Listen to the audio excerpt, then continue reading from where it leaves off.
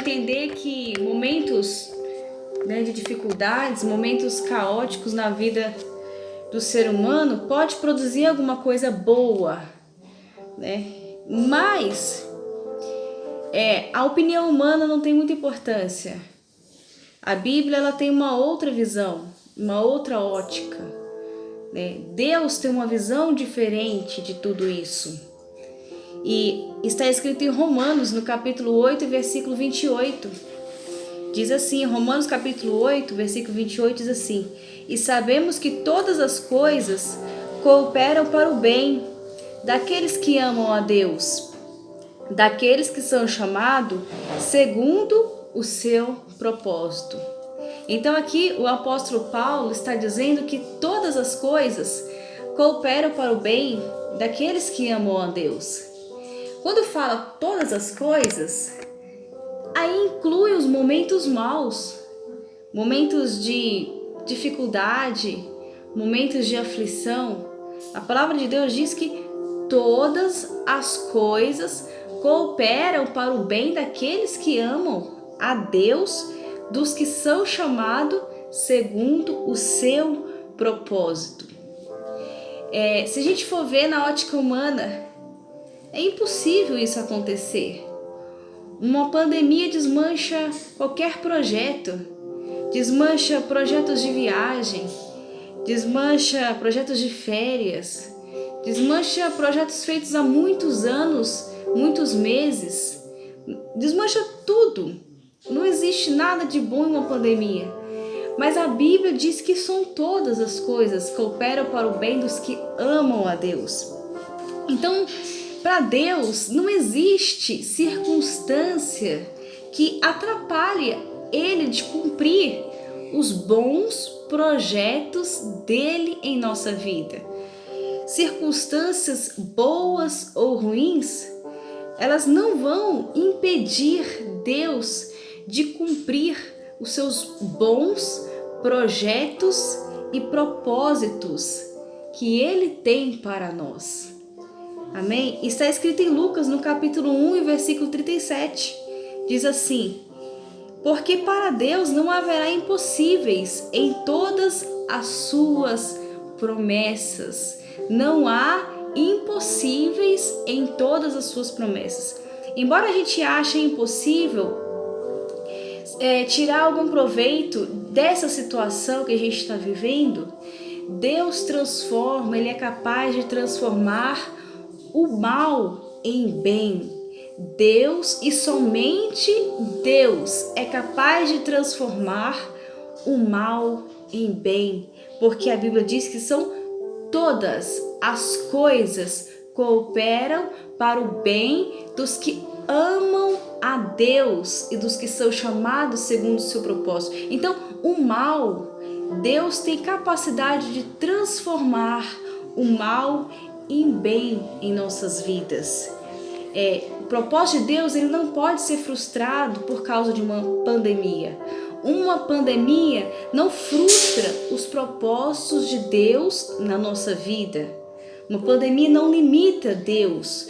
Nós somos limitados, mas Deus não é limitado. Os propósitos de Deus, os bons propósitos de Deus, porque Deus só tem bons propósitos para a nossa vida.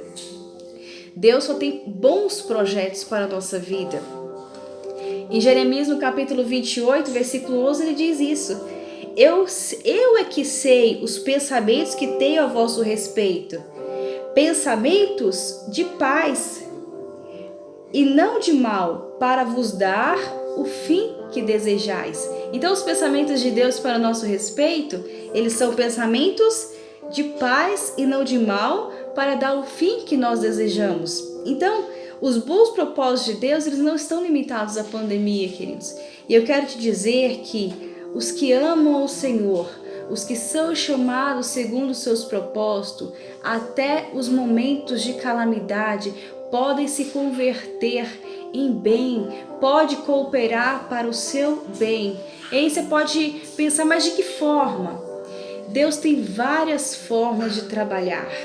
não é na forma humana, ele tem a forma própria de trabalhar. Deus tem o jeito certo de fazer as coisas. Nós não entendemos muitas vezes, mas Deus sabe. Nada fugiu do seu controle, nada fugiu do controle de Deus. Essa pandemia não está fora do controle de Deus. Deus tem o controle de todas as coisas.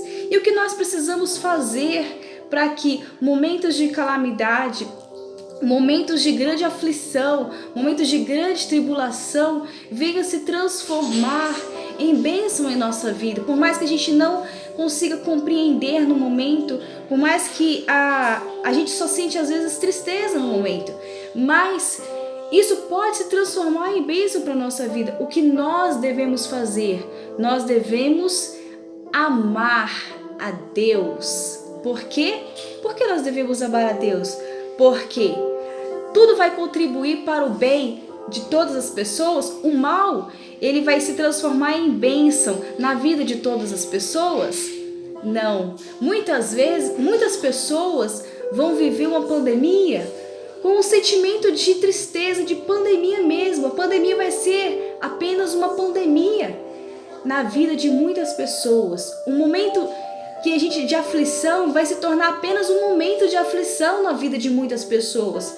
Esse momento ruim vai se transformar apenas em momentos ruins na vida de muitas pessoas. Mas aqueles que amam a Deus e que são chamados segundo o seu propósito, são chamados, que estão no caminho do propósito de Deus, que amam a Deus, esses, a palavra diz o seguinte: todas as coisas cooperam para o seu bem.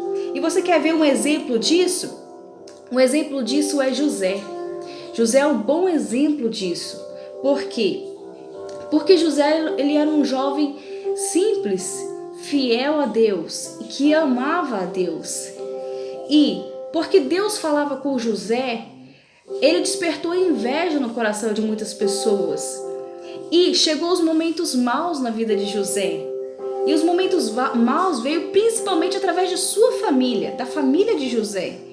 A família de José, os irmãos de José, venderam José como escravo para outra terra, para o Egito.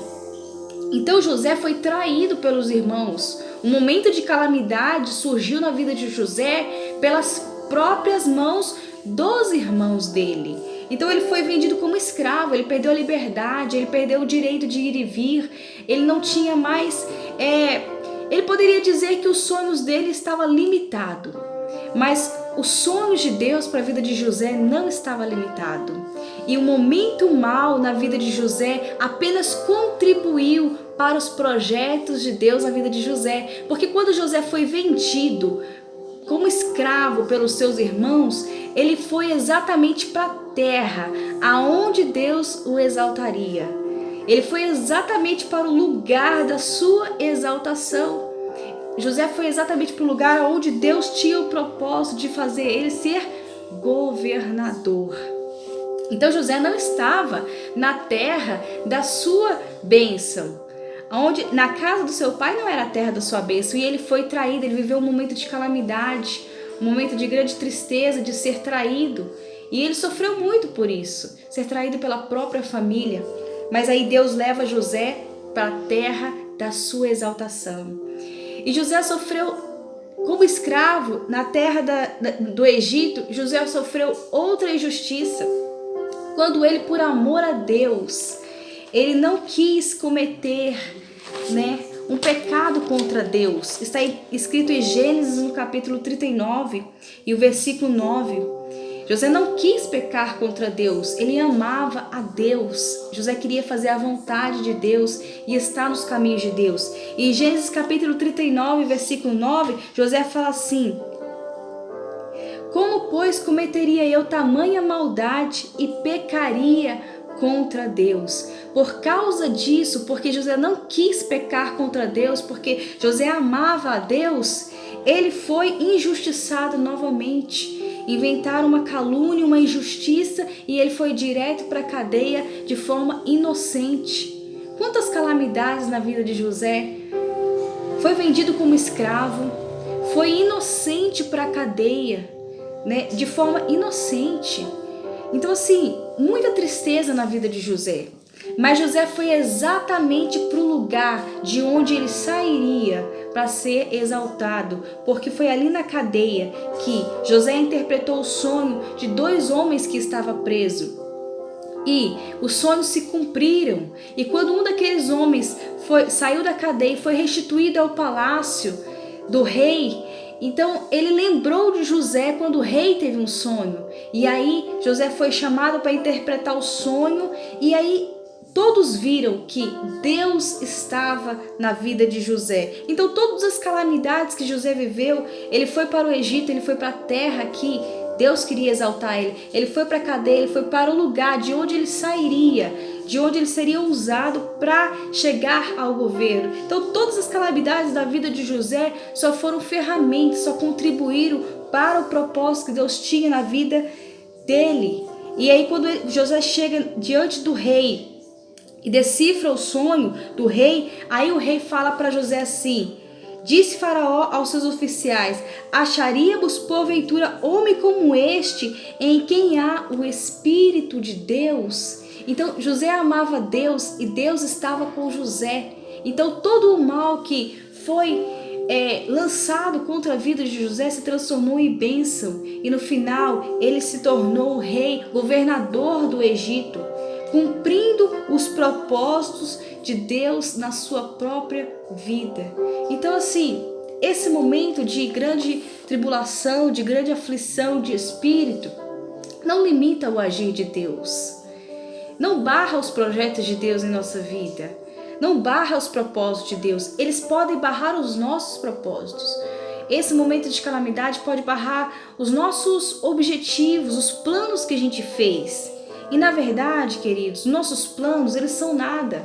A gente faz planos, mas a palavra de Deus diz que a resposta certa, ela vem do coração de Deus. Ela vem de Deus a resposta certa. O mais importante para nós são os planos de Deus, os projetos de Deus para a nossa vida. Porque esses sim, aqueles que são chamados segundo os propósitos de Deus, esses que amam a Deus e que estão no caminho do Senhor, no caminho da promessa, vivendo a vontade de Deus, esse sim, todas as coisas cooperam para o bem, para o seu bem. De que forma? Eu não sei de que forma. Eu não tenho as respostas para isso, mas Deus sabe de que forma. E um dia nós vamos entender.